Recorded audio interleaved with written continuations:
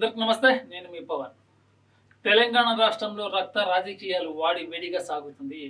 గత ఎన్నడూ లేని విధంగా తెలంగాణలో రాజకీయం రక్త రూపం దాలుస్తుంది. అధికార పక్షం సవాలు విసురుతుంటే ప్రతిపక్ష నేతలు సవాలు స్వీకరిస్తున్నారు. వీళ్ళిద్దరి మధ్య జరిగే పోరాటంలో రైతు అనేవాడు నలిగిపోతున్నాడు. రక్త రాజకీయాలు ఎందుకు మనకు? రైతు కళ్ళ నుంచి వచ్చే కన్నీళ్లకు సమాధానం చెప్పండి. ఒకవైపు ప్రతిపక్ష నేతలు బీఆర్ఎస్ ఎవరైతే ఉన్నారో లోటు వర్షపాతం ఉంది, రైతన్నలకు నీళ్ళు ఇవ్వండి అని వేడుకుంటున్నారు. కానీ అధికార పార్టీ నేతలు మాత్రం ప్రతిసారి వాళ్ళని తగ్గించుకొని ప్రతిపక్ష నాయకులను హైలైట్ చేయడమే పనిగా పెట్టుకున్నారు. మరి ఇది రాజకీయంగా మైండ్ గేమో లేకపోతే కాంగ్రెస్ చేస్తున్న వేహమైన చర్య అర్థం కావట్లేదు. కాంగ్రెస్ అంటే నేషనల్ పార్టీ, కానీ బీఆర్ఎస్ అంటే స్టేట్ పార్టీ. అలాంటి నేషనల్ పార్టీ ఒక బీఆర్ఎస్ పార్టీ స్టేట్ పార్టీని హైలైట్ చేయొచ్చా? అధికారంలో ఉన్నది కాంగ్రెస్ పార్టీ, కానీ ఎందుకు ఊరిగా ప్రతిపక్ష నాయకులను ప్రశ్నిస్తూ వాళ్ళపైన వ్యంగ్యంగా మాట్లాడుతూ దుర్భాషలాడుతూ వాళ్ళని హైలైట్ చేస్తుంది? ప్రజలు సింపతి ఉండి బీఆర్ఎస్ మీద పోతుందని కాంగ్రెస్ నాయకులు తెలియట్లేదా?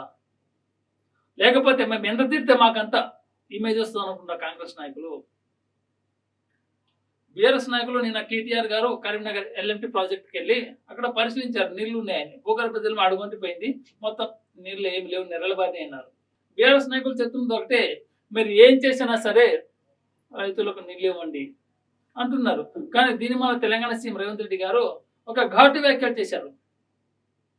నీళ్ళు ఇవ్వడం కాదు, ప్రతిపక్ష నాయకులు ఒక్కొక్కటి గొంతు కోసి రక్తం ఇస్తే ఆ రక్తంతో పంటలు పండించుకోవచ్చు అని సీఎం రేవంత్ రెడ్డి గారు ఆయన భాషలో చెప్పారు.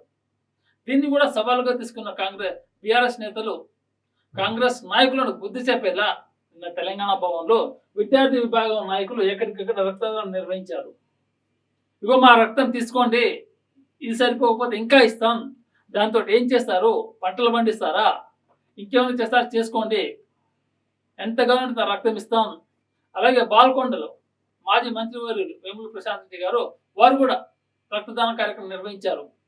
అవి కూడా సరిపోకపోతే చెప్పండి. ఇవాళ ప్రెస్ మీట్ పెట్టి గంగుల కమలాకర్ గారు, పాడి కౌశిక్ రెడ్డి గారు, కేపీ వివేకానంద్ గారు తెలంగాణ వాళ్ళ ప్రెస్ మీట్ పెట్టి రక్తం ఎంత కావాలంటే అర్థిస్తాం, కానీ రైతులకు నీళ్ళు ఇవ్వండి మహాప్రభు అని కాంగ్రెస్ పార్టీ నడుకుంటున్న వేళ వీళ్ళిద్దరికి మధ్య జరిగే కాంగ్రెస్ కు బీఆర్ఎస్ కు మధ్య జరిగే పోరాటంలో అన్నదాత బలి అవుతున్నాడు. మరి అన్నదాత గోస తీర్చేది ఎవరు?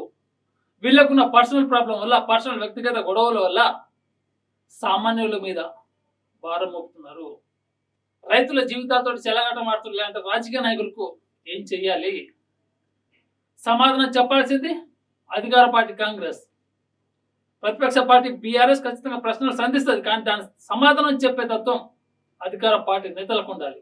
మీరు సవాలు విసిరినట్టే విసిరి తప్పించుకునే ప్రయత్నంలో ఆ ఇమేజ్ మొత్తం బీఆర్ఎస్ పార్టీకి వెళ్ళిపోతుంది. గతంలో సీఎం రేవంత్ రెడ్డి గారు ఒక ఘాటు వ్యాఖ్యలు చేశారు. హైదరాబాద్ తెలంగాణ మొత్తంలో ఎక్కడికైనా చర్చలకు మేము సిద్ధమని సవాలు విసిరితే రేవంత్ రెడ్డి గారు దాన్ని కేటీఆర్ గారు, కేసీఆర్, హరీశ్రావు గారు స్వీకరించి సోమాజిగూడలో ప్రెస్ క్లబ్కి వస్తాను, చర్చిద్దాం రమ్మన్నారు. వాళ్ళు వచ్చారు, కానీ ఆ రోజు సీఎం రేవంత్ రెడ్డి రాలేదు. ఆ తర్వాత రీసెంట్గా ఉన్న తెలంగాణ ఎక్సైజ్ మినిస్టర్ జూపల్లి గారు సవాల్ విసిరారు, తెలంగాణ భవన్కే వస్తా అని, చర్చిద్దామని. తెలంగాణ భవన్లో సీట్ అరేంజ్ చేశారు, వస్తారేమోనని వెయిట్ చేశారు, రాలేదు. గన్ పార్క్ దగ్గర ఉన్నారు. గన్ పార్క్ దగ్గర వెళ్దామంటే పోలీసులు అడ్డుకున్నారు. మరెందుకు తప్పించుకునే రాజకీయాలు? సవాల్ని స్వీకరించలేనప్పుడు సవాల్ని విసిరడం ఎందుకు? ఆ సింపతి కాస్త బీఆర్ఎస్ కు అడ్వాంటేజ్ గా మారిపోయి మీ పార్టీ పైన ప్రతికూల ప్రభావం చూపుతుంది. అది 2009 ఎన్నికల్లో మీ పరిస్థితిని ఒకసారి ఊహించుకోండి. సవాల్ విసరడం ఒక లెక్క అయితే, సవాల్ని స్వీకరించి సమాధానం చెప్పేదమ్ము ఉంటేనే సవాల్ విసరండి. నాయకులు ప్రజలకు చులకనగా వద్దు. మీరు నాయకుడని ప్రజలు ఎన్నుకున్నారు, కానీ మీరు సవాల్కే సిద్ధంగా లేనప్పుడు జనాలు మిమ్మల్ని చేతగానులు అంటారు. ఆ విధంగా కాంగ్రెస్ పార్టీ దయచేసి అలాంటి తప్పులు చేయకండి. బీఆర్ఎస్ పార్టీ వాళ్ళు మైండ్ గేమ్ ఆడుతున్నారు, కానీ కాంగ్రెస్ నేతలు నోటి గేమ్ ఆడుతున్నారు. నోటి గేమ్ కంటే మైండ్ గేమ్ చాలా ఇంపార్టెంట్ పాలిటిక్స్లో. మీరు ఎన్ని ప్రగల్భాల్లో పలకండి, జనాలు ఇవాళ చూసి రేపు మర్చిపోతారు. కానీ మైండ్ గేమ్ అనేది స్టెప్ బై స్టెప్ చదరంగంలో ఉంటుంది. ఆ చదరంగం మాట నేర్చుకున్నప్పుడే మీరు రాజకీయాల్లో పనికొస్తారు. కాంగ్రెస్ నాయకులు చాలా మందికి సీనియారిటీ ఉంది, కానీ అంత ఎక్స్పీరియన్స్ రాలేకపోతుంది వాళ్ళకు. ఉన్నదో లేదో తెలియదు, కానీ బయట ఎందుకు పెట్టలేకపోతున్నారు? కల్వకుంట్ల కుటుంబానికి కాంగ్రెస్ ప్రభుత్వానికి గొడవలు ఉంటే మీరు పర్సనల్ గా చూసుకోండి, కానీ రైతాంగ వ్యవస్థ పైన మోపొద్దు. మీ ఇద్దరి ప్రతీకారం వల్ల రైతాంగ వ్యవస్థ పూర్తిగా నష్టపోతుంది. ఎక్కడ చూసినా తెలంగాణలో కాళేశ్వరం జలాల గురించి మాట్లాడుకుంటున్నారు.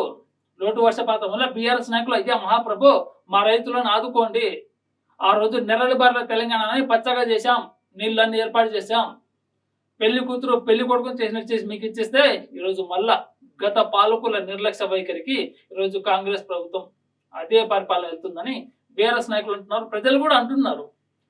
ఆ దిశగా వెళ్ళకండి కాంగ్రెస్ నాయకులు. గత ఉమ్మడి ఆంధ్రప్రదేశ్లో చేసిన కాంగ్రెస్ పాలకులు ఆ పరిపాలన దయచేసి తెలంగాణలో చెయ్యకండి. ఆ పరిపాలన వద్దనే కొట్లాడి తెచ్చుకున్న తెలంగాణలో మన పరిపాలన కోసం ఎదురు చూసాం, వచ్చింది. కానీ మీరు గత పాలకుల పరిపాలన మళ్ళా గుర్తు చేస్తున్నారు. కేసీఆర్ కుటుంబానికి, రేవంత్ రెడ్డి గారికి, కాంగ్రెస్ కి ఏమన్నా గొడవలు ఉంటే పర్సనల్ గా చూసుకోండి. అవన్నీ రాజకీయంగా ప్రజలపై రుద్దకండి, సామాన్యుడు నడ్డి ఇవ్వకండి. ఇది సాగు కాలం, సాగుకే నీళ్ళు ఇవ్వకపోతే తర్వాత సమ్మర్ సీజన్ తాగు నీళ్ళు ఎలా? ఇప్పుడు సాగుకు నీళ్ళు ఉంటేనే తర్వాత తాగుకు వస్తుంది. ఇప్పుడు సేద్యానికి లేదు, ఇటు తాగడానికి లేదు.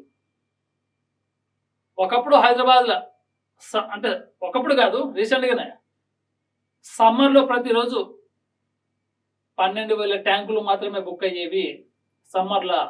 కానీ ఇప్పుడు సమ్మర్ దాటిపోయి 2 నెలలు అవుతున్నా కానీ ఇప్పటికే స్టిల్ 15,000 వాటర్ ట్యాంకులు బుక్ అవుతున్నాయి. అంటే హైదరాబాద్లో గ్రౌండ్ ఫ్లోర్ మొత్తం తగ్గిపోయింది, భూసారం పడిపోయింది. రాబోయే రోజుల్లో ఇదే పరిస్థితి కొనసాగితే హైదరాబాద్కు తాగునీరు ఎక్కడి నుంచి వస్తుంది? రైతాంగానికి, సేద్యానికి ఎక్కడి నుంచి తీసుకొస్తారు?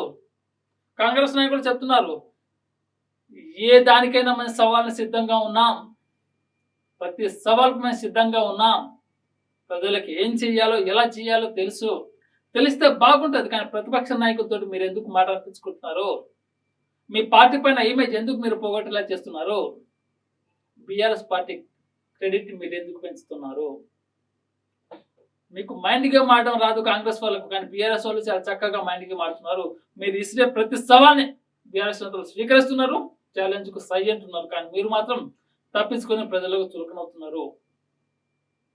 అధికారం ఉండాలంటే మైండ్ గేమ్ ఆడాలి పాలిటిక్స్లో, అది గుర్తుపెట్టకండి. మీ పర్సనల్ రాజకీయాల మధ్య రైతుల జీవితాలతో ఆడుకోకండి. రక్త రాజకీయాలతో మనకు రైతుల గోసలు, రైతుల కన్నీళ్లకు సమాధానం చెప్పాలి అధికార పక్ష నేతలు. కోసం మన నేటి ధాత్రి ఛానల్ని సబ్స్క్రైబ్ చేయండి. అలాగే మీకు నచ్చిన వీడియోని లైక్ చేసి, షేర్ చేసి, కామెంట్ చేయండి.